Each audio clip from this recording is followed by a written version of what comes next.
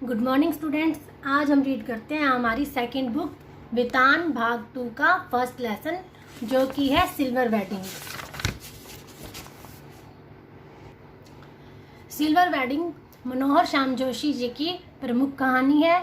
इसमें उन्होंने station officer Y D Yashodhar Pant, जो कि इस कहानी के मेन कैरेक्टर हैं, उनके माध्यम से आधुनिक समाज में जो पारिवारिक स्थिति है उनका वर्णन किया है। जब section officer Y D Yashodhar Pant ने आखिरी फाइल का लाल फीता बांधकर निगाह मेज से उठाई, तब दफ्तर की पुरानी दीवार घड़ी 5:25 बता रही थी। उनकी अपनी कलाई घड़ी में 5:30 बज रहे थे।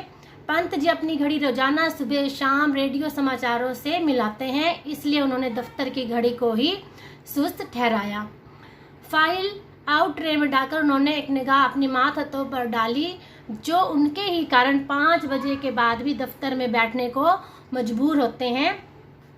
चलते चलते जूनियरों से कोई मनोरंजक बात कर दिन भर के शुष्क व्यवहार का निराकरण कर जाने की कृष्णानंद पांडे से मिली हुई परंपरा का पालन करते हुए उन्होंने कहा।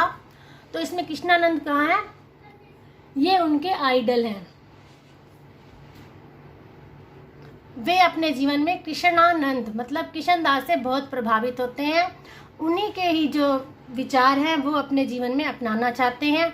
उन्हीं की तरह ही वे बहुत समय के पाबंद हैं और भी उनके चरित्र की सारी विशेषताएं उनसे ही प्राप्त की हुई लगती हैं।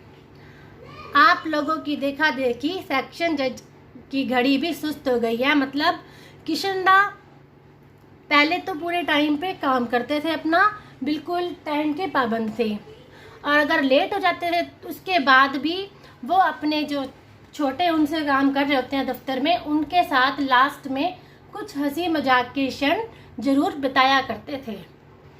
उन्हीं की भांति ये भी अपने जूनियर से थोड़ा बहुत हंसी मजाक कर लिया करते थे। सीधे असिस्टेंट ग्रेड में आए नए छोकरे चड्डा ने, जिसकी चौड़ी मोरी वाली पतलून और ऊंची एडी वाले जूते पंत जी को समहाउ इम्प्रॉपर मालूम होते थे। मतलब उन्हें आजकल की ये वेशभूषा पसंद नहीं आई थी। थोड़ी बदतमीजी सी की। एज यूजुअल बोला, बड़े बाबू आपकी अपनी चूनादानी का क्या हाल है? वक्त सही बताती है। मतलब उनकी घड़ी के बारे में उन्होंने एक टोंट मारा था।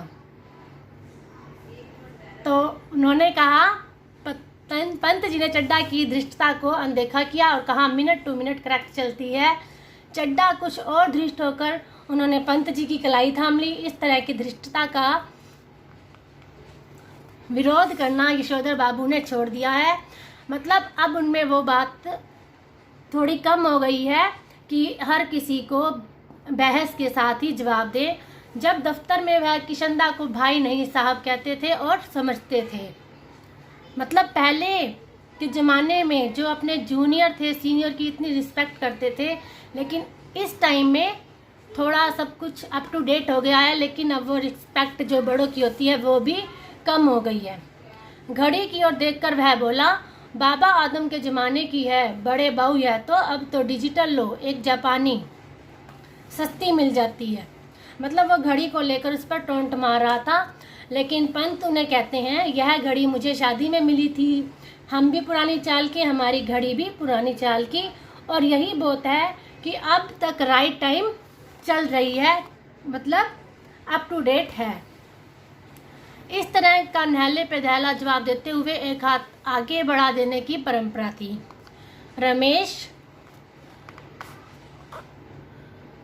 स्कूल अल्मोड़ा में, जहाँ से कभी यशोधर बाबू ने मैट्रिक की परीक्षा पास की थी, इस तरह के आगे बढ़े हुए हाथ को सुनने वाला बतौर दाद अपने हाथ मारा करता था और वक्ता श्रोता दोनों ठटा कर हाथ मिलाया करते थे। मतलब वो काफ़ी हाजिर जवाब रहे थे।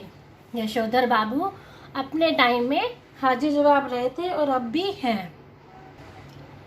ऐसी ही परंपरा कृष्णदा के क्वार्टर में भी थी, जो रोजी रोटी की तलाश में आए यशोधर पंत नामक एक मैट्रिक पास बालक को शरण मिला भी यहाँ पर और ठो ठिकाना भी मिला। कृष्णदा कुंवारे थे और पहाड़ से आए हुए लोगों को अपने घर में, अपने क्वार्टर में जगह देते थे। तो यशोधर पंत किशनदास से प्रभावित थे।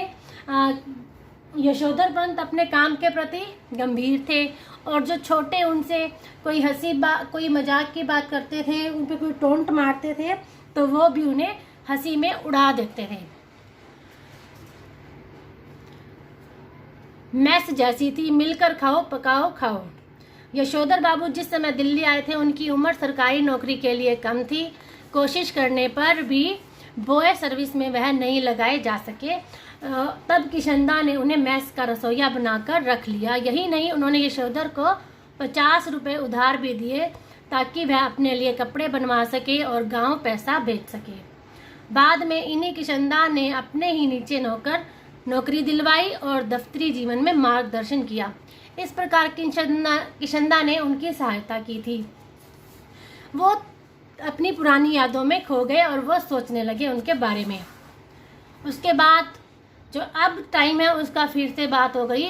मेनन ने फौरन हिसाब लगाया और चेक कर बोले, many happy returns of the day sir. आज तो आपका सिल्वर वेडिंग है, शादी को पूरे 25 साल हो गए। यशोधर जी खुश होते हुए झेपते हुए खुश हुए। यह अदा उन्होंने किशनदा से सीखी थी, मतलब ये अदा से हंसे। और चड्डा ने घंटी बजाकर चपरासी को बुलाया और कहा, सुन भाई भगवान दास, बड़े बाबू से बड़ा नोट ले और सारे सेक्शन के लिए चाय पानी का इंतजाम कर फटाफट। यशोधर जी बोले, अरे ये वेडिंग एनिवर्सरी वगैरह सब गोरे साहबों के चोचले हैं, हमारे यहाँ थोड़ी मानते हैं। मतलब ये पुरानी रीति रिवाजों के थे और ये वेडिंग एनिवर्सरी या सिल्वर वेडिंग जैसे ये नाम वो कम ही अपने जीवन में यूज करते थे और वो कहते थे ये तो अंग्रेजों के चोचले हैं, हमारे यहाँ ऐसी मान्यता नहीं है। चड्डा बोला, मिक्सचर मत पिलाइए गुरुदेव, चाय मट्टी लड्डू बस इतना ही तो सौदा है। मतलब हमें तो आप ट्रीट दे दें, इसमें कौन आपकी बड़ी माया निकाली जानी है। माया मतलब इसमें आपके कौन से ज़्यादा पैसे लग जाने हैं। यशोधर बाबू ने जेब से बटुआ और बटुए में से 10 का नोट निकाला और कहा, आप लोग चाय पीजिए। दैट तो आई डू नॉट माइंड, लेकिन जो हमारे लोगों में कस्टम नहीं है उस पर इंसिस्ट करना, that I am somehow improper find करता हूँ। मतलब उन्हें जब कोई बात सही नहीं लगती तो वहाँ पर ये वर्ड समहाउ इम्प्रॉपर बोलते हैं और उन्हें ये बातें पसंद नहीं आई। और चपरासी ने 10 का नोट ले लिया और पुनः बाहू के आगे हाथ फैला दिया। एक नोट से सेक्शन का क्या बनता है, रुपये 30 हो तो चुग्गे भर का जुगाड़ करा सकें। सारा सेक्शन जानता है कि यशोधर बाबू अपने बटुए में 100-150 रुपये हमेशा रखते हैं, भले ही उनका दैनिक खर्च नगण्य है। और तो और बस टिकट का खर्च भी नहीं। गोल मार्केट से सेक्रेटेरिएट तक पहले साइकिल में आते जाते थे, इधर पैदल आने जाने लगे हैं क्योंकि उनके बच्चे आधुनिक युवा हो चले हैं। अब उनके घर के बारे में बता रहे हैं कि उनके बच्चे अब आधुनिक हो गए हैं, लेकिन वो ये नहीं चाहते कि अब उनके पिता साइकिल से जाएं। वो चाहते हैं कि ये अब स्कूटर से जाएं, लेकिन वो स्कूटर से ही नहीं जाना चाहते। वो इसे बेमतलब का खर्च मानते हैं। तो साइकिल पे उनके बच्चे नहीं आने देते, स्कूटर वो खरीदना नहीं चाहते, आना नहीं चाहते उस पर। तो इसलिए आजकल वो पैदल ही अपने ऑफिस में आने जाने लगे हैं।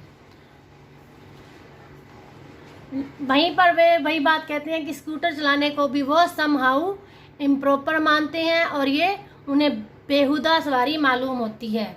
और कार जब अफोर्ड नहीं की जा सकती तब उसकी बात सोचना ही क्यों। तो उनके कुलीग चड्डा के जोर देने पर यशोधर जी ने 10-10 के 2 नोट मतलब 30 रुपये दे दिए।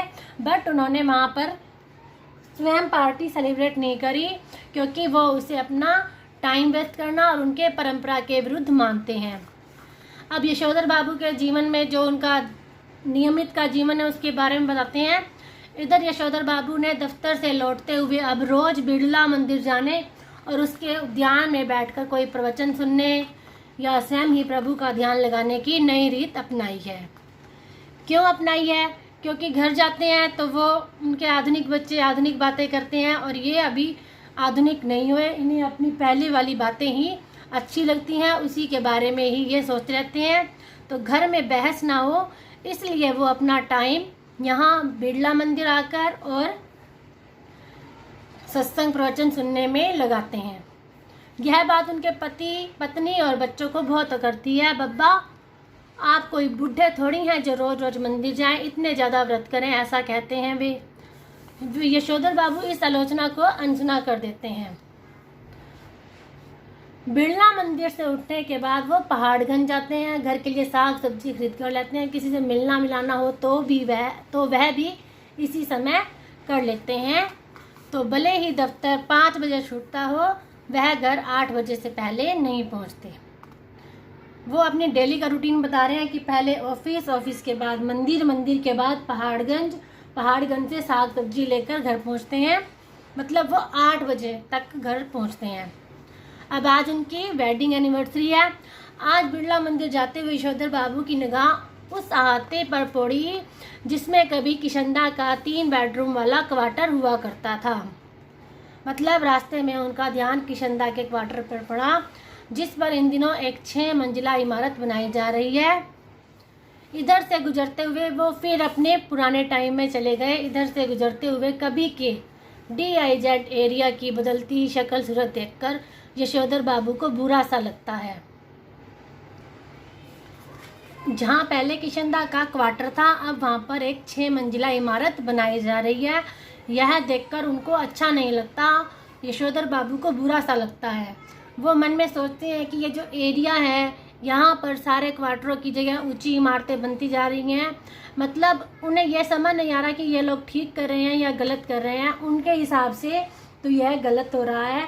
जो पहले खुला एरिया था, पंडारा रोड, लक्ष्मीबाई नगर आदि नई बस्तियाँ जो पहले थी, वहाँ पर भी अब जो पहले बस्तियाँ थी, अब वहाँ पर क्वार्टर मिलने की खबर तो उन्हें आई है, लेकिन वो उस गोल मार्केट जो उनका पहले से बना हुआ क्वार्टर था उसको छोड़ने के लिए राजी नहीं हो रहे। उनका दिल नहीं मान रहा। और जो क्वार्टर बचे हुए हैं इन क्षेत्रों में, वो भी अब धीरे धीरे टूटे जा रहे हैं या तोड़े जा रहे हैं। तो उनकी पत्नी ने यह पूछा कि जिस क्वार्टर में हम यहाँ रह रहे हैं, जब यह टूट जाएगा तब क्या करेंगे। उन्होंने कहा तब की तब देखी जाएगी। कहा और उसी तरह मुस्कुराए जिस तरह किशनदा यही फिक्रा कहकर मुस्कुराते थे।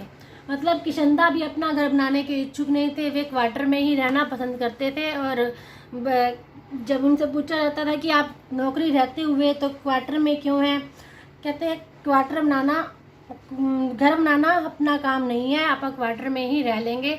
इस प्रकार उनकी बातों से प्रभावित होकर इन्होंने भी ऐसा कहा। इससे आगे हम कल रीड करेंगे। Thank you.